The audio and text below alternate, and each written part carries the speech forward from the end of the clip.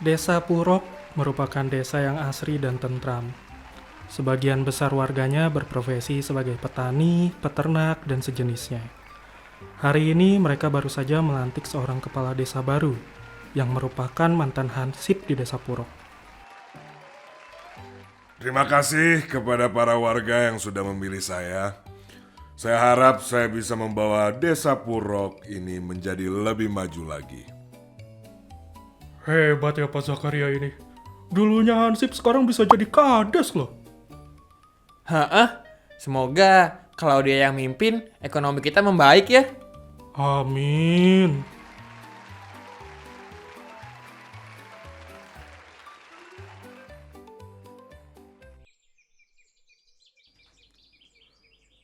Gimana Cil? Dapat madunya? Duh, mulai susah nih, Bud. Dikit banget dapetnya. Pada kemana ya lebah-lebahnya?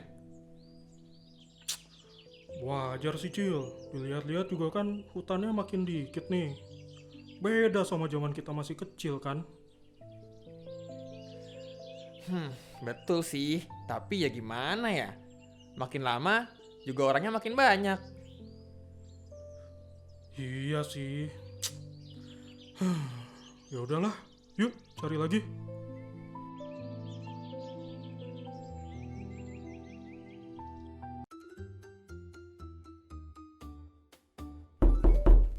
Ya, masuk. Permisi Pak Kades. Oh, Pak Hartono ya. Panggil saya Zakaria.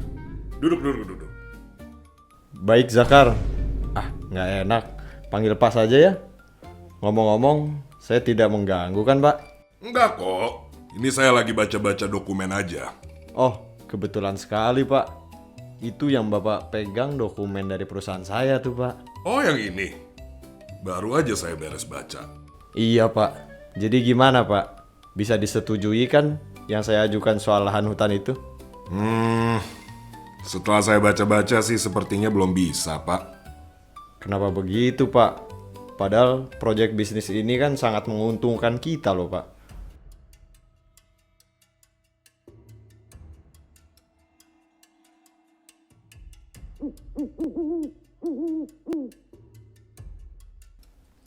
Mana nih si Mail? Ini kan jadwal dia jaga juga. Kayaknya ketiduran nih anak. Nah, ini dia. Dari mana aja lu, Il? Aduh, maaf nih, saya ketiduran. Tuh kan, apa saya bilang?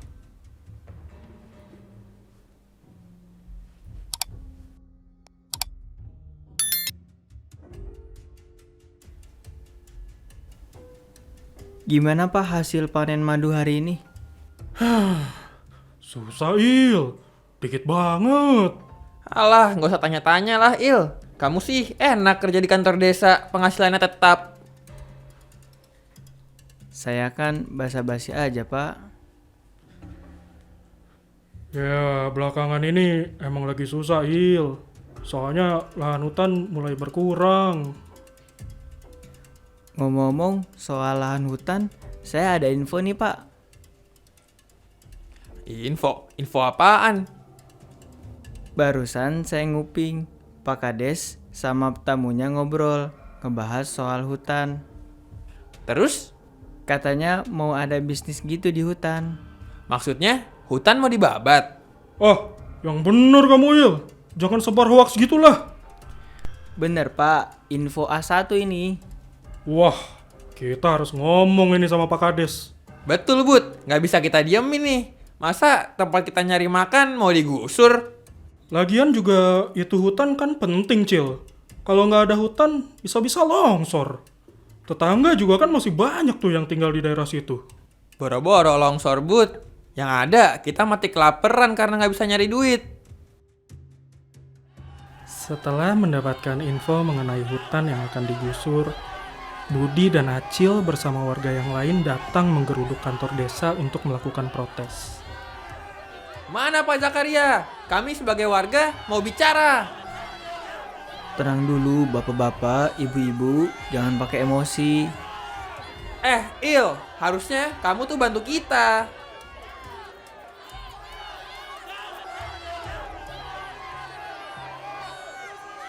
Ya bapak-bapak, ibu-ibu, harap tenang dulu ya.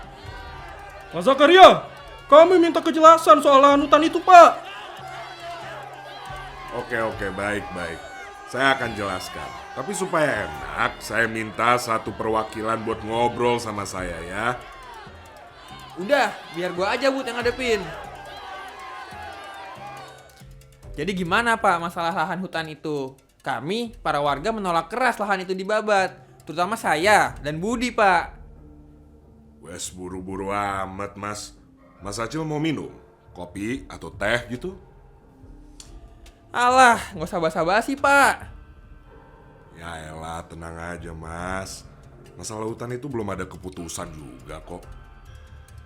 Yaelah, maksudnya apa? Berarti masih ada kemungkinan lahan dikasihkan? Ya bukan gitu, Mas. Saya tahu pohon-pohon itu kan penting biar nggak longsor.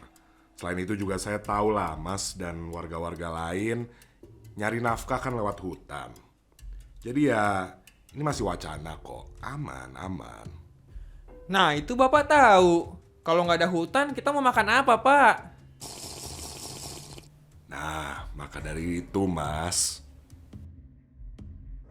Sementara Acil berdiskusi dengan Zakaria di dalam kantor desa, Budi dan warga lainnya hanya bisa menunggu dengan cemas. Gimana, Cil? Bapak-bapak, ibu-ibu, tenang. Semuanya aman terkendali. Yang bener, Cil. Serius, Bud. Pak Zakaria tahu itu sumber pencaharian kita. Jadi, dia nggak akan ngelepasin hutan gitu saja. Waduh, syukur deh kalau begitu. Budi merasa tenang setelah mendengar kabar bahwa Pak Kades tidak akan melepas lahan hutan. Ia pun pulang ke rumah untuk beristirahat. Hah? Apaan tuh?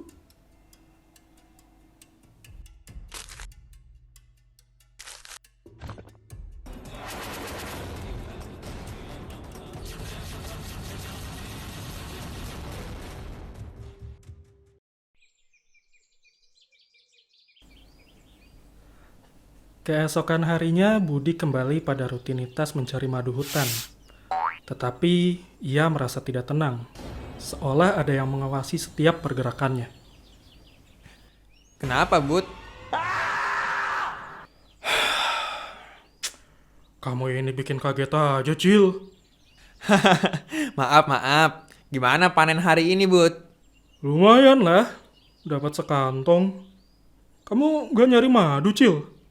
Pengennya sih, tapi nggak sempet, Bud. Tadi saya ada urusan. Terus ini juga nggak mau ketemu orang lagi. Widih, sibuk amat. Ada acara apaan sih? Ya, biasalah. Cil, rumah kamu aman? Aman? Emang kenapa, Bud? Semalam, rumah saya diserang, Cil. Hah? Diserang? Jangan kenceng-kenceng. Diserang gimana maksudnya, Bud? Jadi, semalam tuh pas saya tidur ada yang lempar batu gitu. Jendela kamar saya sampai pecah, Cil. Hah? Terus? Terus ada kertasnya gitu. Pas saya buka, tulisannya kayak ngancem. Ngancem? Ngancem gimana? Pokoknya kayak nyuruh saya buat ngelepasin lahan hutan inilah. Makanya saya takut kamu juga kena, Cil. Saya sih nggak kena ya. Orang iseng aja kali itu. Masa orang iseng sampai sebegitunya sih? Ya, mau gimana, Bud? Udah ya, Bud. Saya udah telat nih.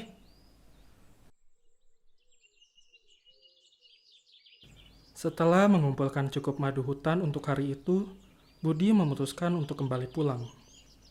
Namun ketika di perjalanan, ia menemukan sekumpulan orang yang tidak ia kenal. Padahal Budi kenal semua orang di kampungnya.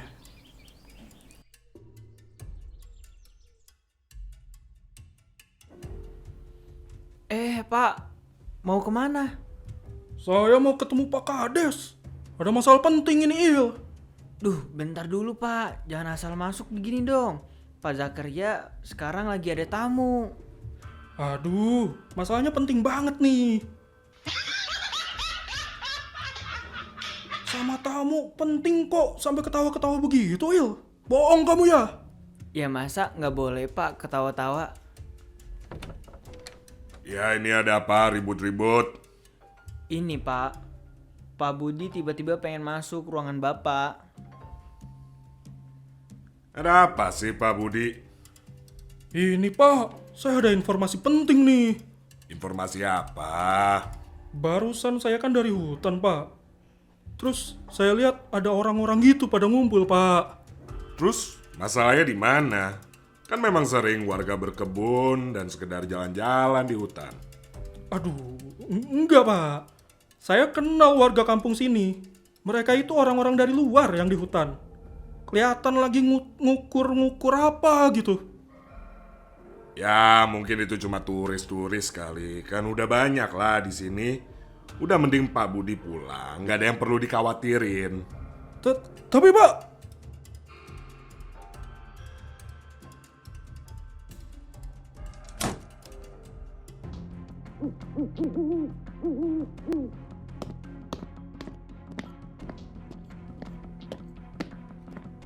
ini peringatan kedua ya. Stop melawan dan jauh-jauh dari hutan itu.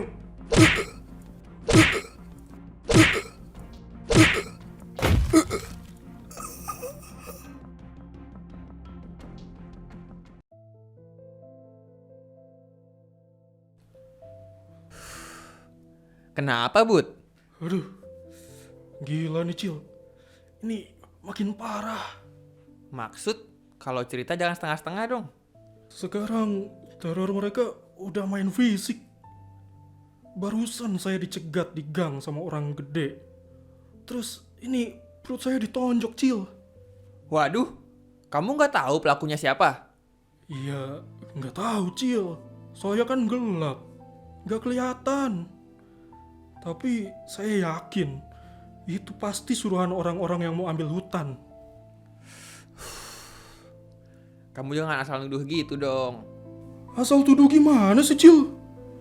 Orang dia jelas-jelas ngancam saya buat ngelepasin hutan itu. Ya gimana, Bud? Hutan itu kan juga bukan hak milik kita. Emang kamu ada surat tanahnya? Ya, gak ada sih, Cil. Tapi kan itu milik warga sini. Ingat, Bud, kita nih rakyat kecil, bukan siapa-siapa. Gak bisa berbuat banyak. Ujung-ujungnya tergantung yang di atas. Wah, kamu kok pasrah gitu sih, Cil? Sudahlah, Bud. Jangan terlalu diambil pusing. Mending kita makan yuk. Kamu belum makan kan? Nanti aja di rumah. Saya lagi berhemat, Cil. Tahu sendiri kamu pendapatan kita lagi turun. Udah, gak usah mikirin duit. Aku traktir, Bud. Hah? Uang dari mana kamu, Cil? Kan kamu juga sama. Nyari madu nggak dapet-dapet. Udah, ayo ikut aja.